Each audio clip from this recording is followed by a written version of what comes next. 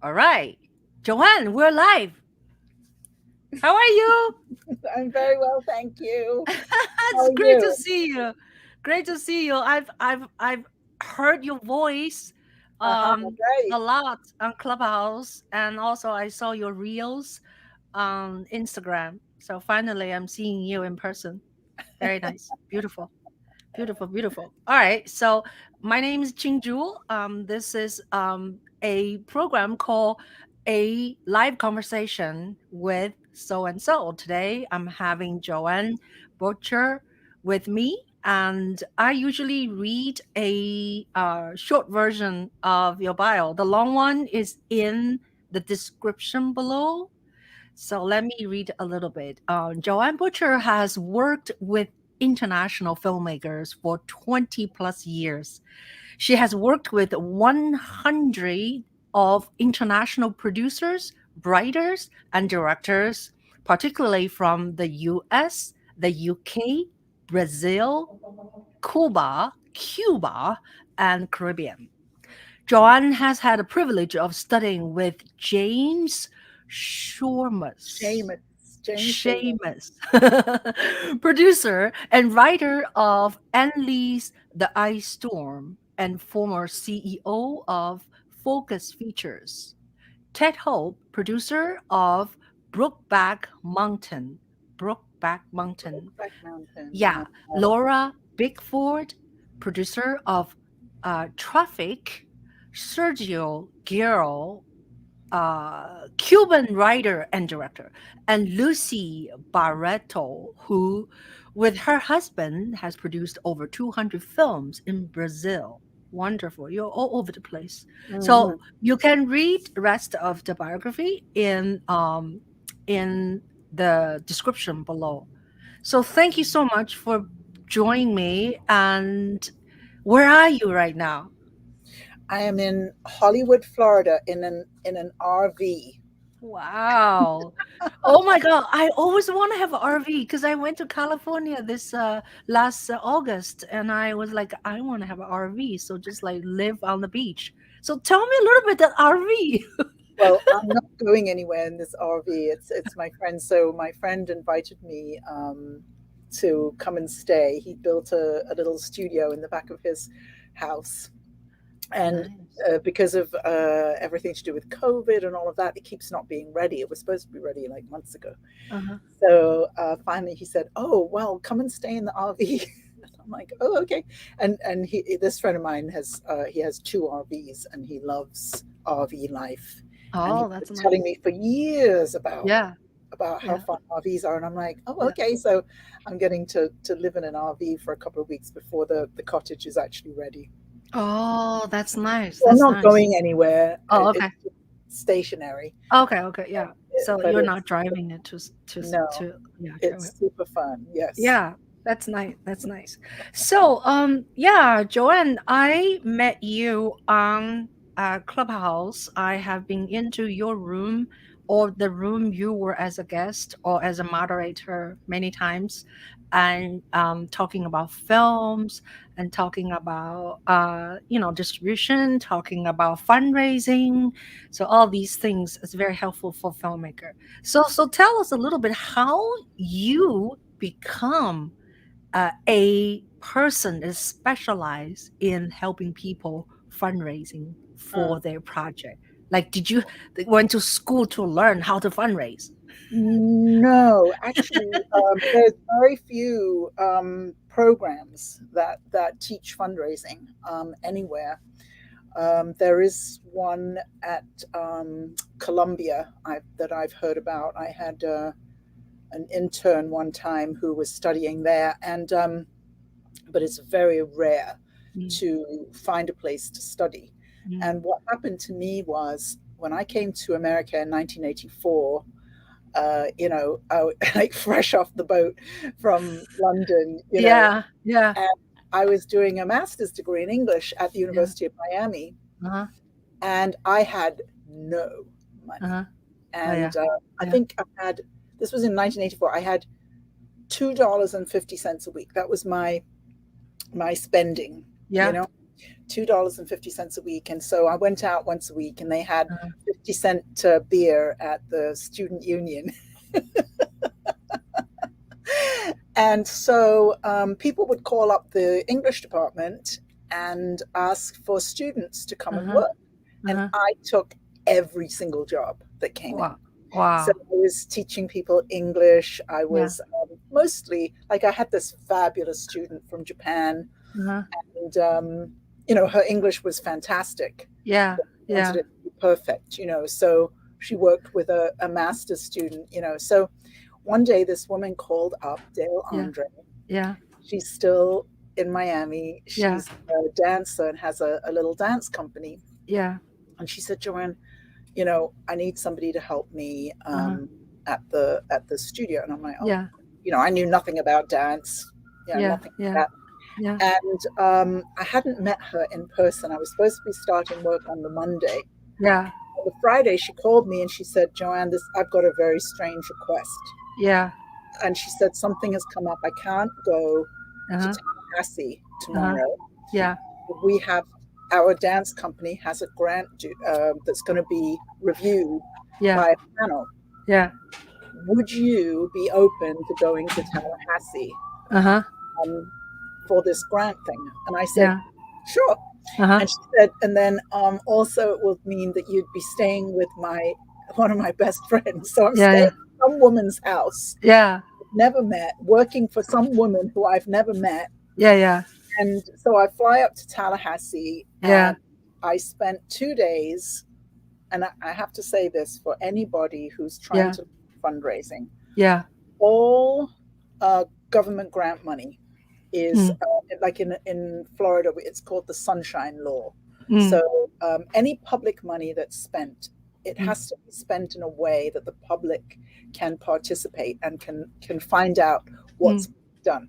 Mm. So you can always go if you submit a grant. This was to the state of Florida. You can go and witness Mm. the panel making the decision about Mm. your grant.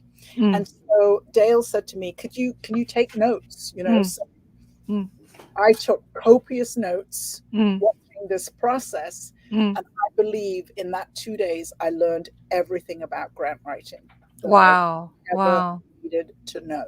Uh-huh. And it was because when the panel discussed things, Mm. they would reveal, Mm. the weaknesses in Mm. the proposals. They would reveal the strengths in the proposals. And there was this one company that shall remain nameless, Mm. and they sent in a videotape because back then, Mm. video now, you send in links, that kind of thing, Mm. work sample. Mm. And so this dance company sent in a work sample, and the Mm. instructions said, show 5 minutes or 10 minutes or something like that. Mm.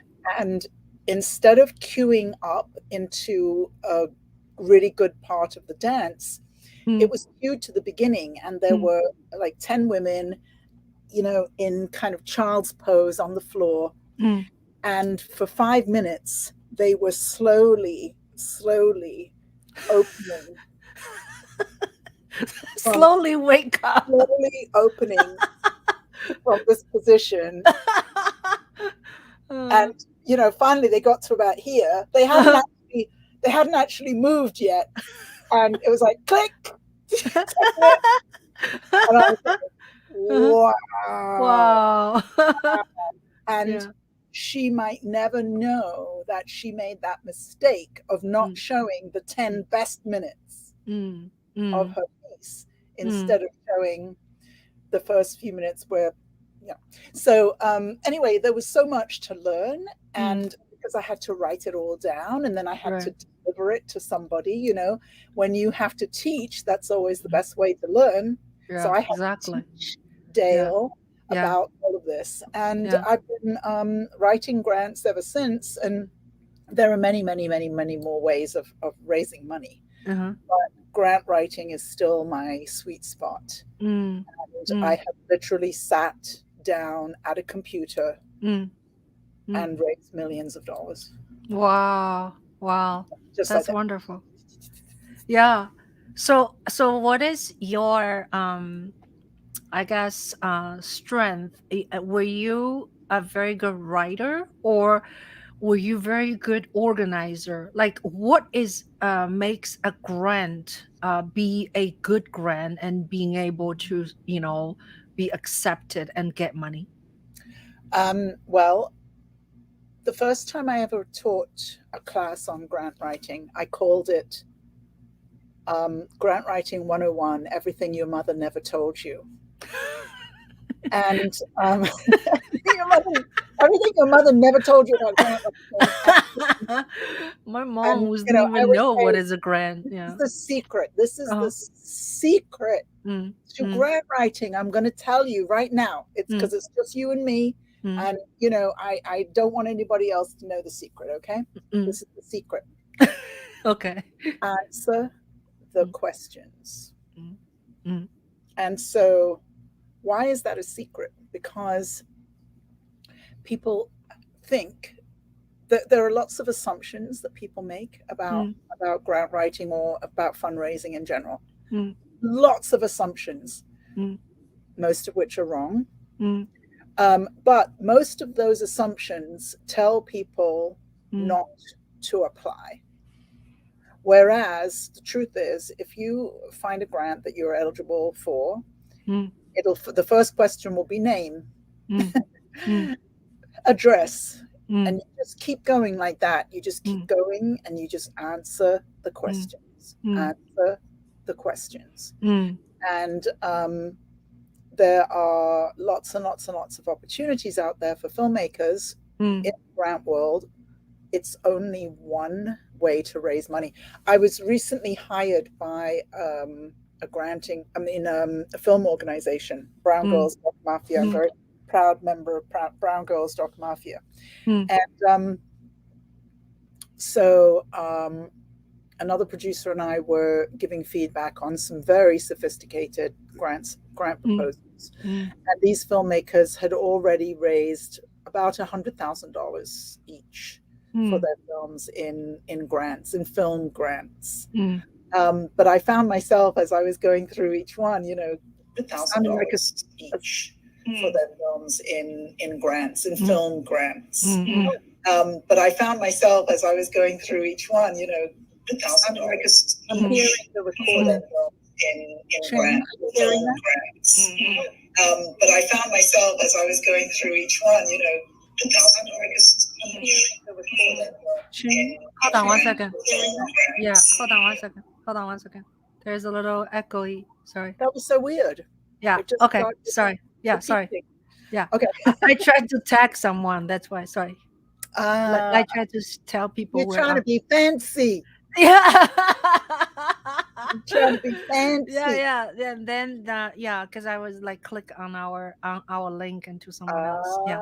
Uh, Sorry about that. where did I So get? yeah. So we're talking about Where was that? grant. Yeah. Where You're was talking that? about grant. You were working with the filmmaker for a grant. Oh, these five filmmakers. Yes. So Mm, I found myself repeating myself over and over again mm, because although they had been so successful at mm, raising money through documentary film grants, mm, mm, um, not one of them had mm, tried to raise money any other way. mm, And so I have a whole philosophy about fundraising, mm, which I learned really from working with nonprofits, because mm, I would go into a nonprofit as a consultant mm, and they would tend to be good at one or two different ways of raising money, mm, but there are at least 7 different ways of raising money. So if you're raising money in one way or 2 ways, what about the other 5 ways? mm, So I found myself talking about that over and over again to the mm, filmmakers. mm, They were not raising money from individuals, which is the most significant source of fundraising. Um, some of them could have raised money from corporate sponsors, and none of them were raising money from foundations. And mm, so, for serious documentary filmmakers, foundations is probably the number one mm, way to raise money to make films, if not from individuals. But sometimes it'll be foundations, sometimes it'll be individuals. But those are really the mm, top ways of raising money for filmmakers. And so, if you're raising money from film grants, you're doing fantastic, mm. but you're leaving money on the table. Mm, mm. So that I found myself just repeating myself over and over again. And this poor Yeah. other producer I was working with probably thought, "Oh my God, this woman!" But it was just so sad that they were Mm-hmm. just missing all these opportunities to bring money to their films. Mm-hmm. Yeah. I find writing grants very intimidating because, first of all, English is not my first language, and also seems like very complicated. Like they need lots of things, like lots of documents or just kind of. I am a little bit scared, of writing grants. Not that I wrote so many, but it's just kind of scary. Well, you're basically like my ideal client. I remember there was another film organization I was working with, Mm, and it was run by two women. mm, And I was talking to them about, we were talking about a class I was going to teach mm, about raising money. mm, And one of them said, and I talked about fear, mm, because so much of what gets in the way for filmmakers with mm, raising money is fear. mm, mm, And I work with that a lot, with my clients. I work a lot with fear, and some of my clients have more fear, some have less, but usually there are fear thoughts mm, that get in the mm. way. Yeah, And so one of the women was saying, but she kind of she almost basically said, well, what's the point of teaching that? yeah, You know, yeah, you see a grant, you write it, you send it out. yeah, yeah, yeah, And the other yeah. woman said, no, no, no, no, no. I totally understand what Joanne is talking about, Uh, because I find that very intimidating. yeah, And I said, yeah, yeah. So some people can be like the first woman, and they're yeah, like, oh, grant, yeah, that's yeah, very rare, yeah, yeah. very, very rare. Uh-huh. And all the years that I was a professional in the fundraising world, Yeah. and I raised millions of dollars, and most of it I did writing grants. Uh-huh. But and I used to have a whole bookshelf of books on fundraising, big thick books like this, Yeah, and they never talked about fear. yeah, yeah, No one yeah, talks about that. It was yeah. just sort of like, okay, this is how you raise money, and you do Right, this and you do right, that. These are the right. techniques, but they never talked about the number one thing that Uh-huh, that gets in people's way, which is, uh-huh. you know, Yeah. one time I had this filmmaker and client, and he had made this fantastic short Uh-huh, film, uh-huh. and it was about Indonesian rice farmers. Yeah, It yeah. was brilliant, absolutely brilliant piece of work. And Uh-huh, so we were writing a grant to ITVS. By the way, their window just opened for this uh-huh. month, Yeah.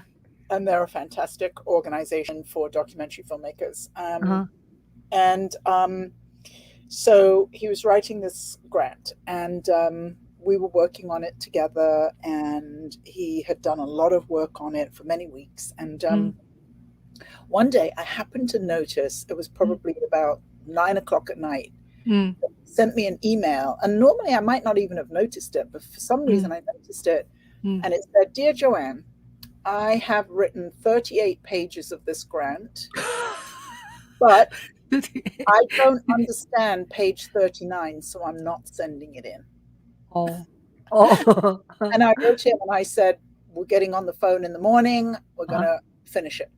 Oh my So God. we got on the phone, and the, there was something on page 39 that he hadn't understood, but actually it was very simple. Oh, I And see.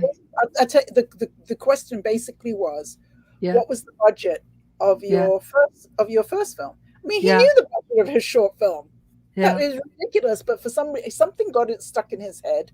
I don't yeah, know yeah, what. Something got yeah, stuck in his head that he couldn't, see it. yeah, yeah. So, we talked for 10 minutes. He finished it. He sent it in. Oh, But he wasn't going to apply. oh my God. 38 pages of work, and he Wow. wasn't going to apply. Now, Wow. what I have said to people when I tell them the story afterwards is, Uh-huh. I would prefer that Yeah. you send in your 38 pages Uh-huh. Uh-huh. with nothing on Uh-huh. page 39 Yeah. than you send in nothing at all. Yeah, yeah, yeah. Because, every grant funder is different. Mm-hmm. Some grant funders will write to you and they'll say, hey, by the way, you didn't fill in page 39. Send that to us, please. Right. Right. Some of them So won't. you don't need to, like, you don't need to finish everything they want. Are you No, saying? I think you do. I Okay. mean, I have a very, very successful client who we're just getting several grants for a project Mm, that we have a major deadline for a multi-million-dollar mm, proposal next week. mm, But one of them we didn't get, mm, and he's been funded by them lots of times before. So he mm, called up and he got mm, some notes, mm, and the notes all pointed out mm. that when we submitted, we had forgotten to submit a whole section Oh my God. of the grant. Wow. So it was very clear from the notes that while the panel would have Yeah. liked to have given the project money, Yeah. they Yeah. couldn't actually follow the whole premise with Mm, that piece missing. And it was mm. a pure administrative error on the person's part who did the submission, Yeah. because we had that material. You Mm-hmm. know, we Yeah. had that material. They made a mistake, but it Mm-hmm. meant that it was such a significant piece that was missing that Mm, the panel couldn't really put together what we mm. were trying to communicate. Yeah. So in that case, the funder did not say to us, "Oh, Mm, you have this piece missing. Could you mm, send it?" mm. And as I said, every funder is different, so you never Yeah. know. So Yeah. I'm not trying to say, oh, send it in. It doesn't matter. I'm just saying that in the end, Mm, if you've done a ton of work on something, I would mm, rather you send it in. Why? Because let's say in the case of that client, he had nearly the whole thing done. If he had sent it in, now he's been reviewed by a panel. He might be able to get notes from the mm, panel, mm, might be able to get feedback from the panel, but this is the most important thing. mm, Next year, when he applies, the mm. panel will already know that project. Right. Right. The staff will already know that project. Mm-hmm. Often, the staff don't really have time to help applicants out. But Mm, once you've applied, they're mm, much more likely to help you out than if you mm. haven't applied before. Right. So it's really great to get one in, Mm. even if it's not perfect, just Yeah. because you will be beginning your relationship. I Right. I had one client who, when she met me, she had applied to the National Science Foundation 6 times for a Wow. grant and never got it. And after she applied to me, I said, "Well, there's going to be something we're going to do here. You're going to get in touch with a program officer." And the program officer was like, "Oh, you've applied 6 times before. This is a great project, but she needed some help." And the program officer helped her, and she got $350,000 the next Oh time. my God. Wow. So So why can you talk about um what makes someone successful getting the grant? Have you ever been in the panel yourself oh and yes, that's how I started. exam like what makes somebody stand out? Um, it's really funny. I ran a program one time.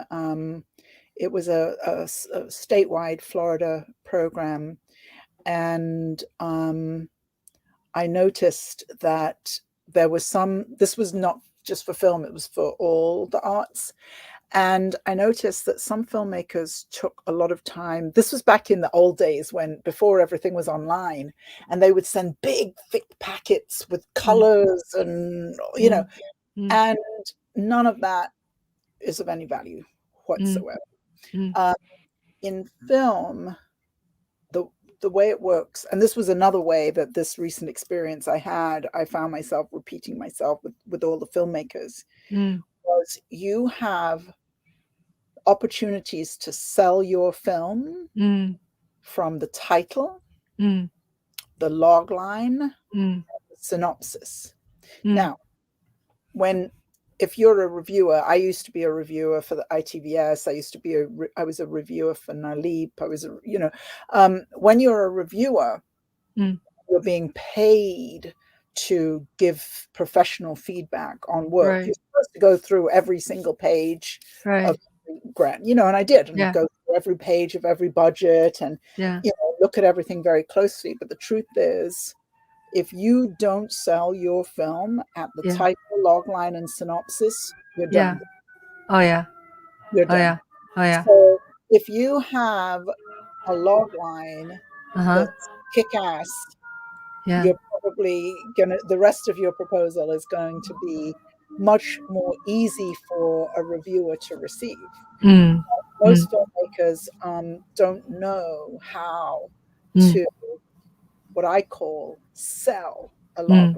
Mm.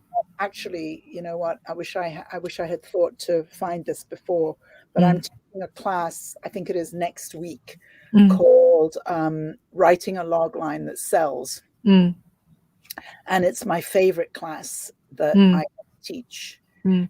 And the class is basically, log lines are a serious skill, Oh yeah. very serious skill. Is a Because, log line? Is a log line just one very short message? well, I like to say it's one, Uh-huh. maximum two Uh-huh. sentences. And so, but what most filmmakers will do is they try to tell the story of their film Mm. in the log line, and that's not the same as selling the Mm. film in the Mm. log line. Mm. So I think that, so what I do with my clients is we work on their log lines, and we massage them and hone them, and then we practice them in my group, Mm. because when I see all of my other clients and how Mm. they're responding to a log line, we dial it in, we keep dialing it in. I mean, I'm talking for weeks, Mm. you know Mm. we dial it in until it gets really good, and then they go out and they practice it on people and then dial it in some more. Mm. Mm. And most people never really do that kind of work to Mm. end up with a log line Mm. that not only sells the film, Mm. but that people can hear, Mm. you know, Mm. uh, because often we're pitching verbally. Mm. Like, when we're on Clubhouse, people will come on Mm. and say, "Oh, I have Mm. a film." You know, one client, and I tease her because I met her on Clubhouse, Mm. and she came on and she was so nice and everybody was so supportive. Mm. But she said, "Oh, I'm making a film about my uncle." Mm. And Mm. we're like, "Okay." All right. And it took all these times, now Yeah. when she pitches it, she's fantastic. Uh-huh. But basically, she's making a film about her uncle, Uh-huh. who just been inducted in the Arkansas Hall of Fame Uh, as a basketball coach and player, oh. Oh. right? And so all Yeah. these words now Yeah. pop, and everybody who's listening who's a basketball fan is like, "Oh, basketball," Yeah. you Yeah. know. But before, she was just making a film about my uncle. Yeah. Yeah. So you need to sell yourself in the shortest time, right? Not waiting for people say, "So what?" What about uncle? Yeah. I We all just have. remember one time she was on Clubhouse, and people finally said, "Oh, so it's about sports?" Mm. And then finally somebody said, "What sport is it?" "Basketball." "Oh, basketball! Oh, great! I love basketball!" Kind of thing. Yeah, Um, yeah, yeah. That's you know, interesting. Yeah. yeah, So, yeah. so you're from England, and did you were born in what city? May I? In London, yeah, Where? in London. London. I've been London. Oh my Um, God, such a beautiful city. Oh yeah, yeah, it's yeah. beautiful. It's like New York City, but it's more beautiful. So yeah. Yeah, so very good, very good. So you came to US because you just want to relocate or any particular reasons? Um, I there was a lot of violence in my family when I grew up, and Mm, so I mm. actually came to the States, kind of running away to I save see. my life. Yeah. Hmm. Oh my God. Oh wow. That's very serious. So Yeah. yeah, when you say violence, is it from your sibling or from your parents? Parents. Yeah. Hmm. Oh, I see. Yeah. You want to talk about it or you don't want to talk? It's really funny. I just spent the holidays with my father, Mm, and it's taken me a lifetime really to be able to have a relationship with my father at mm, all. mm, But it's difficult. mm, mm. It's Yeah. difficult to grow up like that, and Mm, it's very much the foundation of what I do, mm, because I realize that my purpose on the planet is to help people find their voice, mm, because my voice was so completely stifled, mm, and um, and physically. I mean, I mm. was strangled, Oh and my God. so my purpose on the planet is to help people find their voice, and I happen to do it with film. You Mm, know, mm, uh, because I find that a lot of filmmakers, especially people who have had struggles to get their voices out. mm, Maybe they are minorities, mm, women. mm, Um, I find a lot of my clients who are Asian have many many layers of being told to be quiet. mhm, mhm, So often filmmaking is a way that people find to get a message out. mm, And that could even be, I have a client who made her first short film with me. She's an actor, and she made this short film, and it's a comedy. mm, mm, So you think, oh, it's a comedy. mm, And every film festival she enters, it wins best actor, best comedy short, best film, best mm, direct, best whatever, whatever. mm, And in her work with me, she really discovered that there was something that she really passionately wanted to talk about, and she mm, did it in that comedy. And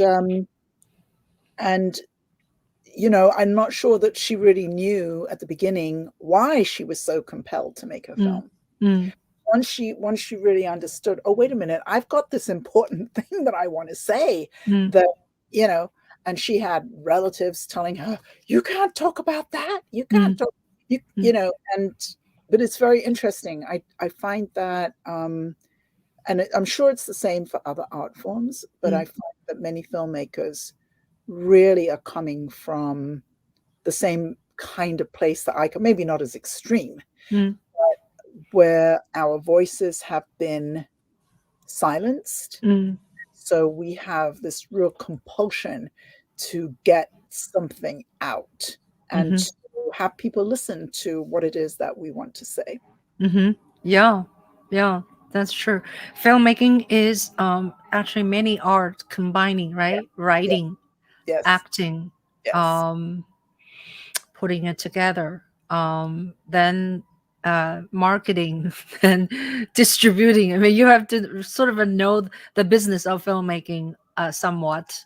And, let's not forget, pre-production, fundraising. And yeah, there's just so, it's like you have to be almost like a good business person, right?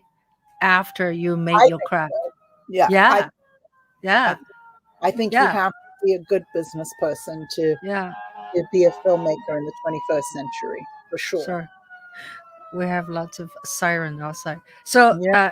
yeah, and it's interesting because I told you a little bit. I came to your room, um, a few times, and I always hear you, moderating and talk about film and film festival, Talk about and talk distribution. about distribution. I don't So talk you about you festival, told me, I talk yeah, about tell distribution. me, tell me what you told me. I Well, like, yeah. my clubhouse rooms are usually about distribution Mm, because from my perspective, that's the most important thing for a filmmaker. mm, Filmmakers don't think it's the most important thing. mm, Filmmakers think getting into a film festival is the most important thing. mm, Um, and but my belief is mm, that mm, partly having your film at a film festival is super fun, mm, right? You've mm. had your film in film festivals, Yeah. and you get to show your film and you have an audience and you get to do a Q&A and super fun. I Yeah. mean, I think that's fantastic. Mhm, But I think that filmmakers often have the mistaken belief mm, that if they get their film into a film festival, then that film festival is going to lead to distribution. And that is not the case at all. mm, mm. Yeah. So there are only about 5 or 6 film festivals that Mm, actually have any business mm, happening at film mm, festivals. So those are Sundance, mhm, Cannes, Toronto, mhm, South by Southwest now a little bit, Tribeca maybe a little bit, mm, but there's a very, very small handful of festivals mm, where people in the industry go to buy films. mhm, So the whole idea that filmmakers have, which is I'm going to get my film into a film festival. When I mm, get into a film festival, then I'll get distribution. mm, That is incorrect. mm, mm, Unless you get it into one of those. So, with my clients, I always have them apply to whatever the next big festival is. mm, mm, Uh, but other than that, really, film festivals are more about the pleasurable experience of having mm, you seeing your film in mm, front of an audience. mhm, Most film festivals, and there are over 3,000 film festivals in the world, and who knows after COVID that may have changed, but mm. most film festivals are in the business of selling tickets. They are not in the business of providing Promoting you. opportunities for filmmakers. I see.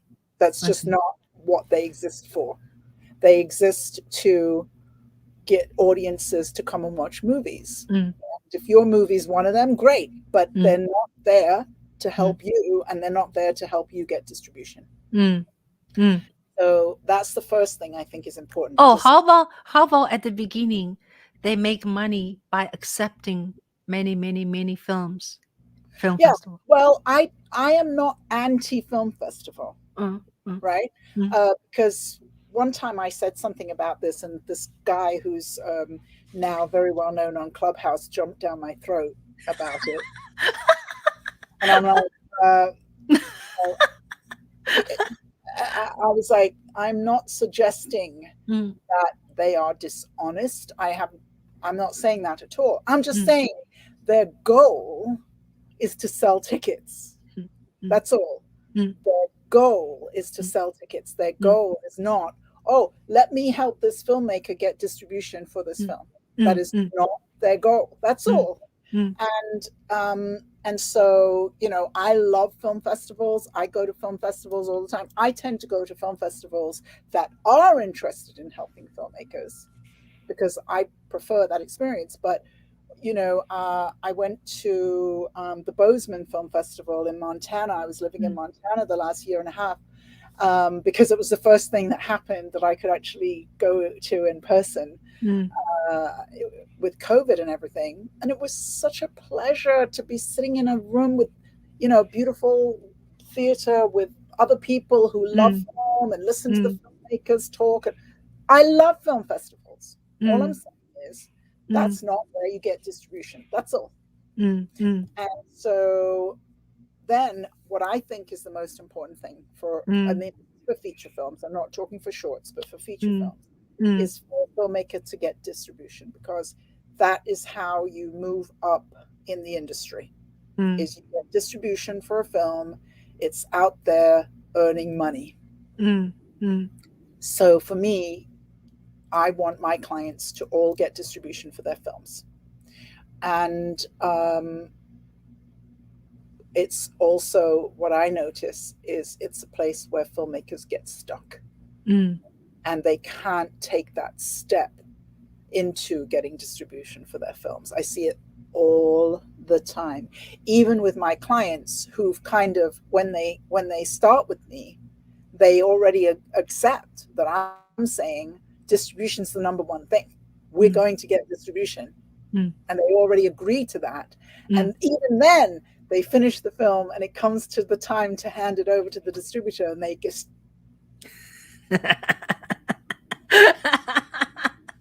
Just like me. You're a little fuzzy right now. yeah, your your Wi-Fi is a little fuzzy. it's the energy. It's the energy. But it's like, Mm, I finally, you know, a few times that I would be working with a client and they wouldn't hand the film over. And I'm like, oh my God, it wasn't what I expected, you know? mm, It wasn't what I expected, but I mm. realized, and now I'm much better prepared for it. Yeah. Uh, but it's a moment at which filmmakers freeze. Mm. They So, completely it, freeze. so, so tell me about not why is not a good idea to put my film on Vimeo. Well, because when you put your film on Vimeo or YouTube, you've kind of gone in the other direction. So distribution is complicated and there are contracts you have to read and and there's a whole complicated thing going on. So when a filmmaker puts their, especially in your case, a feature film, puts it up on Vimeo or on YouTube, you're basically saying, you know what, forget it. I don't care. I'm not going to get distribution. I'm just going to throw my film out there. It's the same as throwing it in the trash, because it has zero value now, zero value in the marketplace. And as a filmmaker who has differentiated themselves from most filmmakers by actually making a feature film, you should be getting some traction, some leverage from the fact that you were able to make a feature film. Mhm. But you only get that through distribution. You don't get it by putting it up on YouTube or on Vimeo. But what about VOD? Vimeo on demand. Everybody come to see it. They pay a sum of money. Well, that's great, Uh-huh.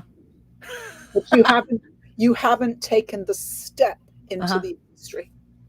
Yes, I do have two distribution company give me a contract. When I read it, it was not very good. So I also showed to other people, and so I don't want to get into what is not good. Well, So no, I, no, I think we should get into what is not oh, good. okay, What is not good? Because there are contracts and there are yeah, contracts. There okay, are distribution companies and then there are distribution companies. yeah. So one of them is not good is that they they first of all they are themselves is a stream company. They have their own website. They stream movies. So that is raised a little red flag to me. Okay, why is there a red flag? If they are stream family, they a streaming company, they're not gonna promote my movie into Netflix or Hulu or whatever Lu. So, so basically, what you're saying then is this distribution company does not have access to the platforms that I want my film on. Or they're not gonna push. No, no, no, no. Oh, oh, They oh. either have access or they don't. Mm. I don't know. No, going to They either Netflix, it's have hard. access or they Netflix, don't. Well, yeah, distribution company I work with has all of those doors, I or see. is all of those doors, and they're I going see. to get the best deal I for the see. film. Yeah, yeah, So yeah. I don't think this is an actual distribution company that you're talking about. They're I see. offering something that's like Uh-huh. distribution, Uh-huh. and it's probably the equivalent of having it on Vimeo, Uh-huh. right? It's probably like the same thing. But a real distribution company is going to take your film and is going to find the best home for your film. Mm, Netflix is probably not going to be the best home for your film, mm, but most filmmakers think it is. mm, But they pay less than anybody else, mm, you know. mm, But so there are, especially in your case, there are probably specific places that would be the right place for your film. Mm. So Mm. I think that wasn't actually a distribution company. Mm. Mm. The distribution company has all those places that they can go and they can place the film. What They was the, didn't. Oh, they also did not talk about market cap, yeah, like how it much they're doesn't gonna. sound like a distribution company. Okay, It and doesn't then sound. the second one, I think the person is a sales agent, so he is interested in do educational because my film is Right. about Andrew Yeah. Yan, Yes, so educational.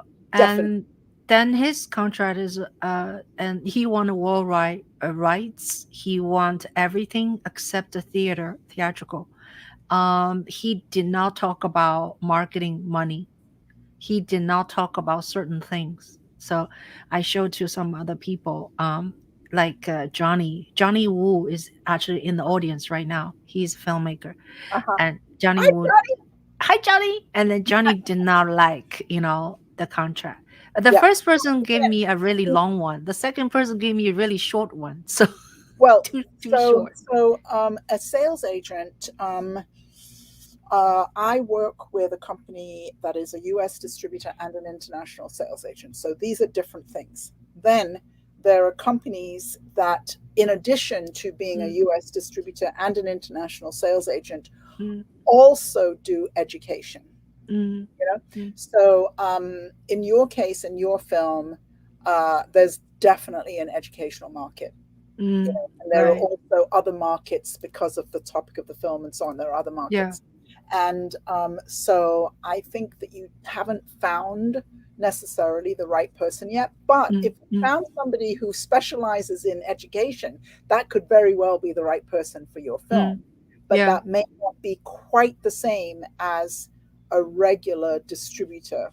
Mm, Uh, and you know, one of the downsides of regular distributors is they often don't know the educational market, mm, mm, right? So all of these things mm, are sort of, you know, swings and roundabouts. It's how do you do the best for your film? mm, I would say that this is the most important thing for me in the contract. So let's say I decided, yes, I'm going to go with that educational mm, guy because he's a specialist in education, and this is a very significant market for my film. mm, Right? What I would say is, I'm going to ask in the contract if I can do certain things. So, mm, can I sell my film myself on my own website? mm, Uh, or not can I, but I want to sell my own film on my own website. mm, And I want to sell my own film on Vimeo, although, mm, you know, whatever. But, you know, I want to do certain things. mm, And then if the person says, oh, okay, yes, or let's talk about this. The first film I sold was a fiction film from Trinidad and Tobago. I'm half Trinidadian. mm, And when we went with a producer's rep who took it to a distributor, and we said to the distributor, we want to hold the Caribbean. mm, We mm. want to be able to do our own sales in Trinidad and Tobago and in the Caribbean. And you know what the distributor said? Yeah. Where's the Caribbean? So, Over there in the restaurant.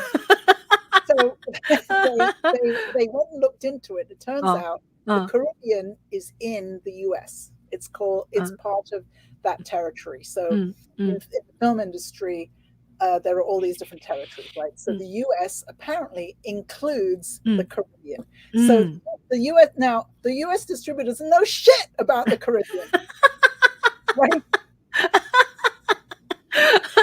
So Oh God. the US distributor said, yeah, okay, you can take the Caribbean. So the Yeah. filmmakers were able to make money in Mm, Trinidad and Tobago and in the Caribbean and let mm, the US distributor do what the US distributor could do, which was the mm, US, right? mm, mm, mm, So I see that a lot. Like recently I was approached by some Indian producers. They had an Indian film.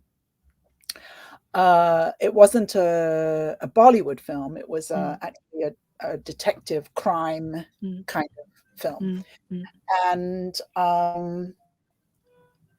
you know, their big thing was they wanted to get it onto Netflix, which that's what filmmakers always say. I'm not sure that it's necessarily the best thing, but that's what filmmakers always want. And I told the distributor, you know, I said, well, you know, but they're going to handle India, because I thought that was great. You know, they know India, they're going to handle India. But then when we actually got on the meeting, they said, oh no, we don't want to handle India. We don't know how to do that. You know? And the distributor was able to say, oh, we have 2 distributors that we work with in India, and we'll work with one of those too. So it all, when it comes to all of this, there are all of these different pieces.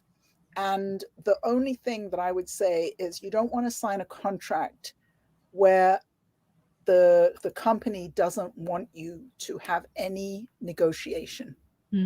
That's the only kind of contract I would say no. So if there's a template contract where you are not allowed to discuss, you know, you might say, well, I'm Chinese and I know China, so I want to handle China. And they say, okay, yeah, we'll write in the contract, you're going to handle China. You know, or I want to sell DVDs on my website. We're going to write that in the contract. So once the distributor is open to that kind of thing, that's the way it should be. Because there's no such thing as a distributor who can do everything, and you can't do everything. So the ideal partnership is when you do some things and they do some things. Right. One thing about say hypothetically, okay, if I sign an agreement with someone right now, is it true it will take a while for the film to be seen, because the process of, you know, distribution is not happening in 1 month? No, people absolutely. say you may not see your film in a year. Is that true? Usually not a year. No. Oh, okay. But I would say something between a month and a year. A year is a long time. I'm thinking about one of my clients that we just had a delay on their film. We just had a delay. It's probably going to be 9 months. But the reason that there's a delay is actually a very important reason. And that is because the distributor is determined that that film is going to be in Walmart. Oh. And there something, a hiccup happened. And so the company that does the DVD distribution, I don't know if they made an error or if somebody left or what happened, but something happened that delayed it by an extra 2 months. So, but we want the film in Walmart. Walmart. I mean, but Walmart, my kind of film, they're not going to take to Walmart, right? No, I don't think your film is going to go to Walmart. Yeah. But all I'm saying is that distribution is a set of pieces. It's a set of pieces. And there's the examples I just gave where with the Trinidadian filmmaker, the Trinidadian filmmaker can handle Trinidad better than any US distributor is ever going to be. Don't even know where it is. You know, I recommend to many of my clients who are African American, or I have a South African client, or Black clients, you know, that we consider distribution in Africa. There are 38 English-speaking countries in Africa. And most US distributors, they have as written down as their territory, Africa. You know, but I'm connected to an Africa specialist who sells it. So, you know, and he told this great story where he said that the first time he ever bought anything for Africa, he called up it was a Canadian film company, and he called them up and he said, can I buy your film for Uganda? Because he didn't have much money. So he thought, I'll just get one country and I'll get to distribute it in one country. And it was going to be his first experiment, you know. So the film company said, oh, you mean Africa? And he said, no, I want to buy the film for Uganda. And they said, oh, you mean Africa? Yeah. And he realized Yeah. He only had to pay them one little tiny amount of money to be able to show the film in the entire continent of Mm, Africa, meaning mm, 38 markets. It mm, was when it clicked to him, mm, oh, and that's now his business. That's now mm, his business. mm, But he sells in 38 English speaking countries, and then there are other countries that are not mm, English speaking. mm, mm, This is a whole market mm, that most US distributors won't know anything about. mm, So, mm, each film is very different. And so the pieces that make up the distribution for one film don't look like the pieces that make up the distribution for another film. mm, But in your case, the educational market is a very important market for your film. And mm, I would say you probably need somebody to do that for you. mm. Yeah. Yeah. The reason But they yeah. won't do it if Mm. it's up on Vimeo. Yeah, yeah, I know. The reason I put on Vimeo is that I worry about the time to be, if I give to someone, it will take, a while. I feel right now Adrian is still, he lost twice, but I feel he's still out there. He's promoting his book. So I feel like this piece, if I wait another year, it's it's gonna be old But news. that's what I'm saying. What you're not hearing is Mm, there are pieces. mm, mm, mm, So yeah, you have to negotiate the mm, pieces you want to handle yeah, yeah. and let them handle the pieces that they are experts in handling. Mm-mm. Right. You know? Right. And so, um, Mm-hmm. because once you see it like that, Mm, then as I said, it's a partnership. Then mm, it doesn't have to be something like, as I said, the contracts I don't want anyone to sign are the mm, contracts that say you have everything forever. mm, mm, You never want to sign that contract. And mm, I ask my clients, well, ask them for one thing, and often they'll say, no, this is our contract. Never work with them. mm, mm, But once you can say, oh, we want Trinidad, or we want India, or we want to be able to sell our DVD on, mm, I want to do this and that, then it's all a partnership, and you mm, end up being, you handle the things that you're expert at, and they handle the things that they're expert at. mm, But where I see the freeze in you and in so many filmmakers is, I'm not going to let anybody do anything with my film. mm, mm, That is an error. mm, That is a serious error. mm. I understand. I understand. Yeah. So, let's talk about your experience working with these ass kicking producers, filmmakers, and Lee, who else, former CEO of Focus Feature, and on the film you worked on this film Brokeback Mountain. Oh my god. No, I So work with those producers. I producers, work okay. with those So what is producers. your role when these films I yeah, tell us a little bit about, you know. So what happened was, I lived in Miami for many years, and I worked with the Brazilian Film Festival. I had my own cinema. And my thing was, I was always putting together educational events. So I got to meet all of these people over many, many years, and they would come to the festival time and time again and come and teach. So I got to study, for example, Lucy Barreto. I'll tell you a story about Lucy Barreto. Mm, Uh, I used to, so every year she would come to the Brazilian Film Festival, and I would put together the educational program. And so every day we had seminars and different things for mm, filmmakers. And she was always first to arrive. And I said to her, Lucy, why is it that you are here and there's nobody else yet? mm, mm, And she said, well, there's always something to learn. 200 films later, she was always sitting in the front row, taking notes and learning, you know, wow. and she and her husband, so they've produced about 200 films, and then their sons she had two sons who one, I think, won an Oscar. One was nominated for an Oscar. So they're like filmmaking royalty in Brazil, you know. Wow. And then Lucy Laura Bickford from Traffic.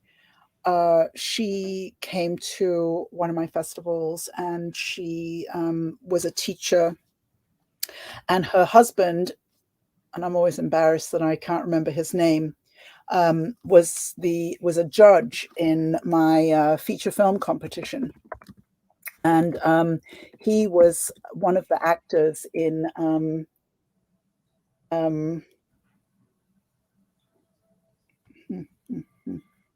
this is really crazy. I can never remember people's names. Yeah, Uh, I Sam have Bottom. that too. Sam Yeah. Bottom. Okay. He was an actor in. Mm. I'm gonna have to look this up because it's going to drive me crazy. He's dead. He's dead now. But he was the young man who took drugs in Apocalypse Now. And you may not be a fan of Apocalypse Now, but I've probably seen it 10 times or 12 Oh yeah. times or something like Yeah. that.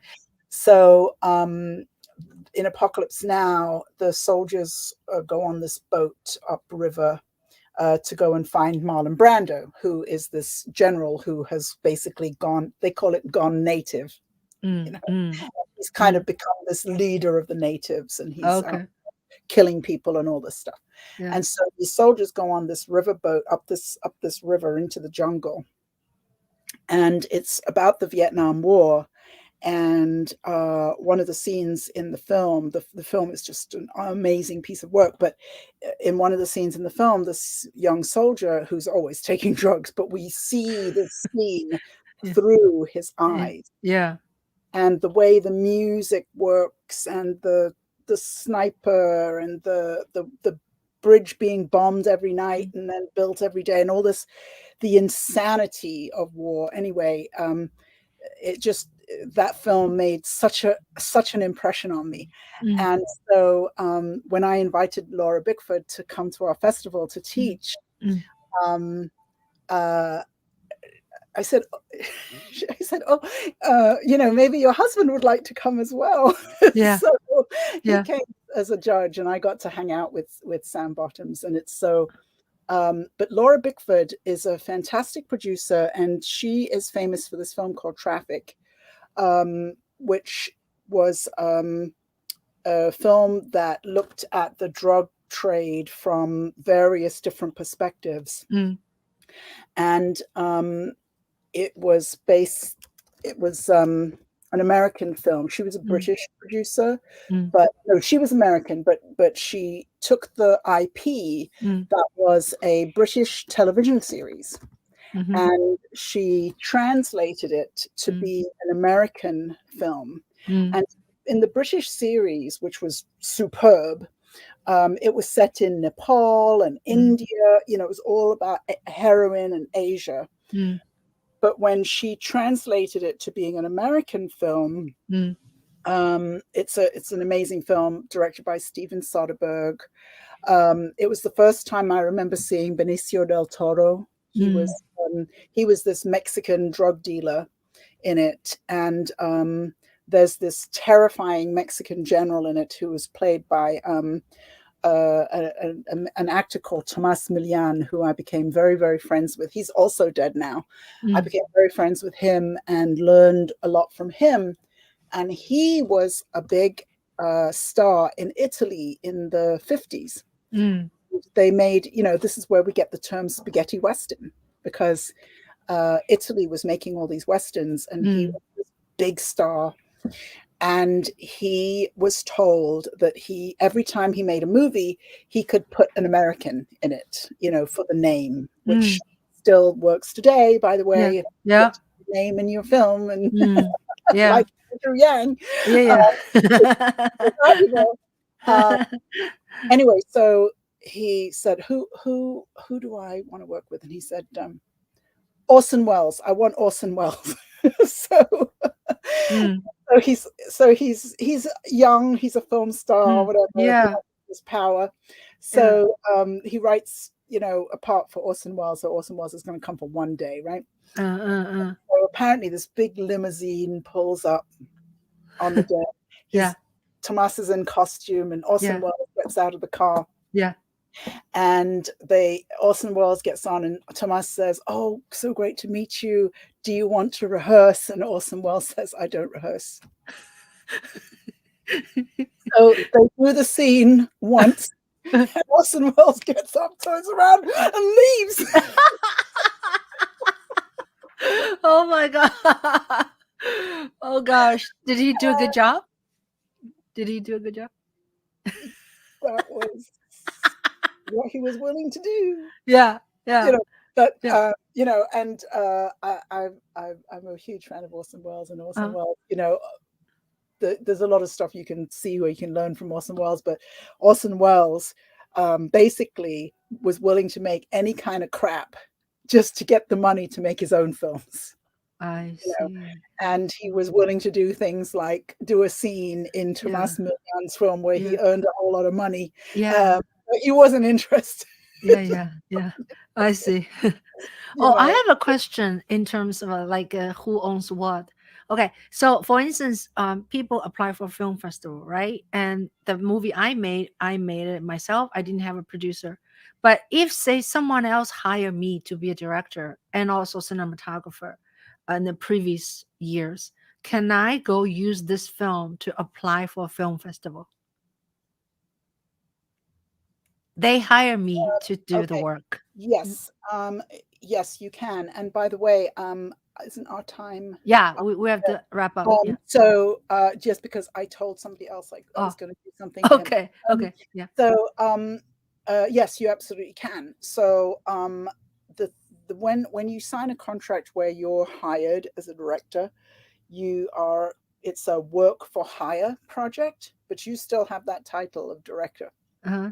Yeah. So Yeah. if you want to use it to uh, the question to me there would be ownership, because if you are the director for hire, the producer may be the one who's in charge of applying for film festivals. But again, this is about contracts. Mm. There's So no contract. There's no contract. No written contract.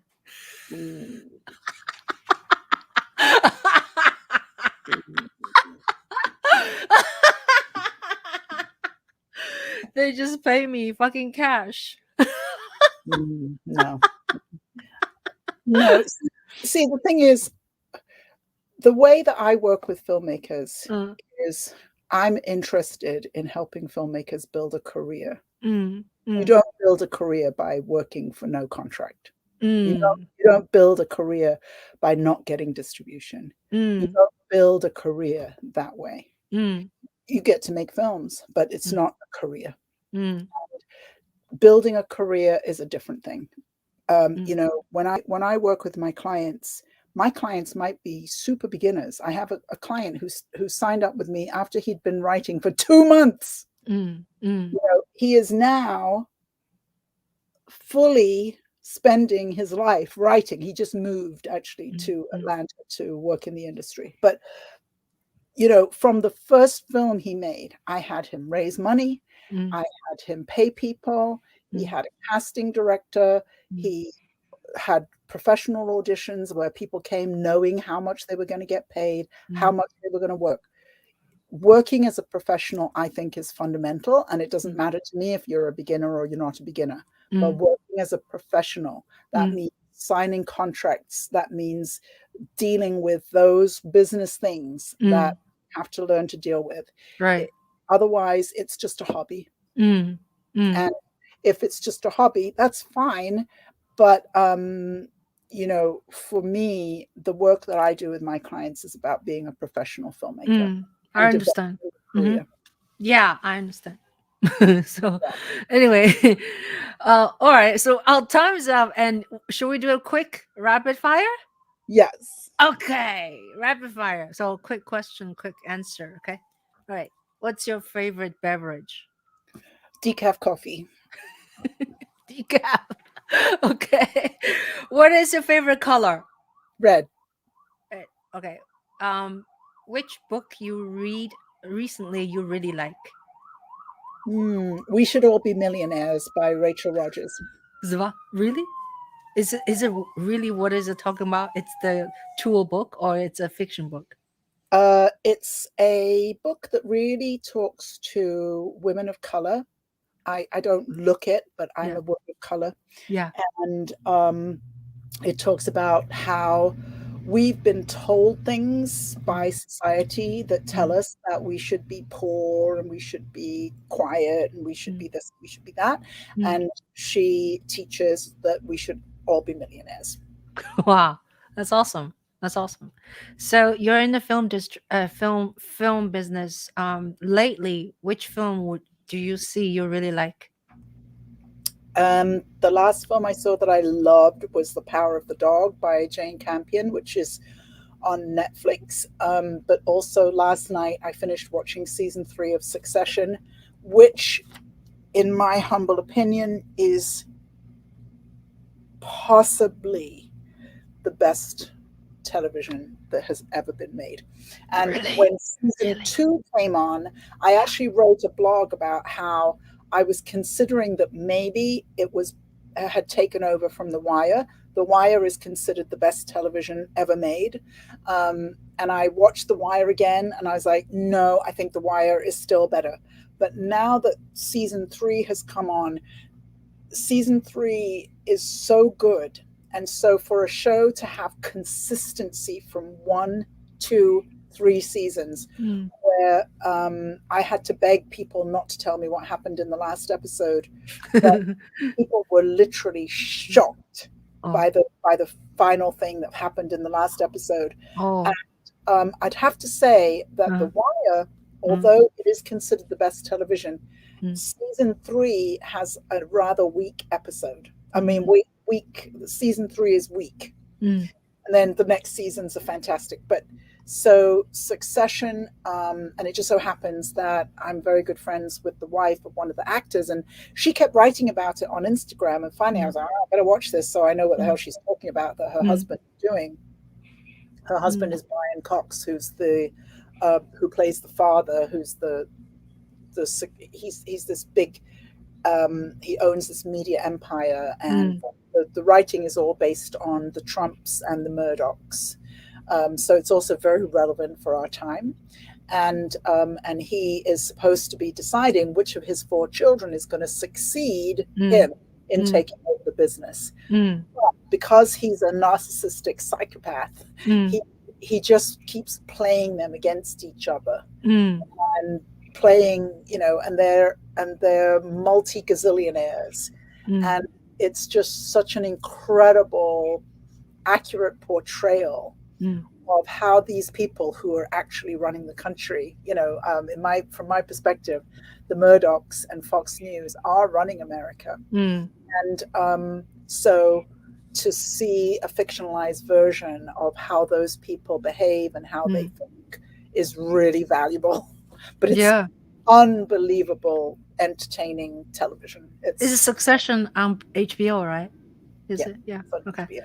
Yeah, I'm gonna check out because we talk about that actually in Clubhouse, and Darian Danjou, you may know. Darian Danjou said there's a lot of great. I think he said let's a lot of great. We talk about reaction shot. There's a lot of great reaction shot in this film. Now, did you see the new film called Do Not Look Up? Yeah. Yes, What do you I think? actually just wrote a blog about it in Oh my yeah. newsletter. Where do Uh, you write blog? Where do you publish? so again, if I had been a little bit better prepared, I would have put all this together. Um, yeah, usually my assistant comes with the brilliant. I see you have a very Here's, handsome website. yeah, here's my website, Yeah, I have it. I have it. and I'll show it to you. so my if you sign up for one of my programs, so Uh-huh. I do an interview series with filmmakers, Uh-huh. and every 2 weeks, and so Do you see here it? is a link. I'm going to put a link in the chat to Oh, that okay. series, Yeah. and when you sign up for that, you will then automatically get my monthly Oh, newsletter, newsletter. and every month we have a new blog, and every month I write some film recommendations. And Uh, this month I happened to write about how I was in Trinidad and Tobago with my father, uh, and my father is a film fanatic. oh, Where I got it from. oh, But my father, he's always looking for new things. So we watched The Other Guys, which uh-huh, is directed by Adam McKay. uh-huh, And Adam McKay is the director of The Other Guys, which is one of my favorite films. That this was probably my sixth time of watching it. It's a very silly comedy, but uh, Adam McKay happens to be the writer and director of Don't Look Up. So the mm, next night we watched yeah, Don't Look Up, and Don't yeah, Look Up is a very good film. yeah. I don't think it stands up to The Other Guys. So it was Oh, just interesting seeing both of I see. them back to back, you know? So, yeah, your blog information is on your website, right? Did you see it right now? I posted right now. Yes. Yeah, okay. Yes. Oh, there's the So, blog is my website. yeah, Yes, thank you for this that. who's your photographer? It's a great picture. Of course, you are great. Lindsay, I It's forget such a her name, great but picture. she's a Yeah. fabulous photographer. She's a professional photographer in San Yeah. Francisco. Yeah. And then I like the blue, shirt. It's Yes. very standing out. Yeah. Yes. So anyway, yeah, so we can I see your like blog, right? turquoise. Over My here. turquoise stuff is Turquoise. Yeah. Yeah, I'm, that's your I'm into turquoise big time. ah, that's nice. Yeah, look. So here is the blog, right? Yes, on Okay, my so we can website. see that. Okay, Yeah. great. Yeah.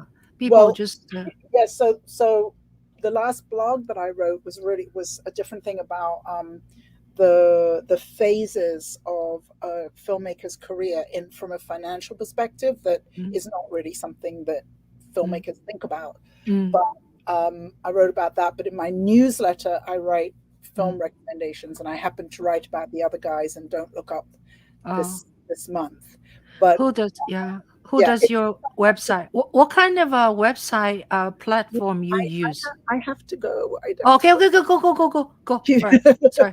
Sorry, sorry, sorry. So Yeah, we can always talk another time. Yeah, I yes, know. yes. I just So had promised somebody I was going to do something I at know, 5. I know. Oh, I'm sorry. So we went over time. Yeah. Okay, so let me turn on. So thank you so much. This is really so much fun to talk to you, Joanne. Yeah, Yes. I'll catch up with you in Clubhouse. And yes, tell everyone I'm on. I do a clubhouse on distribution now every Tuesday at Tuesday, I think it's 11:30 Eastern time. I just changed the time so a.m. Okay, yeah, a.m. Okay, a.m. okay, Eastern time. So yeah, 8:30 Pacific time. That's right. okay, So I do a lot of free things, okay. and my newsletter is one thing. My it's called The Filmmaker's Life, which is about building a career as a filmmaker, is another thing.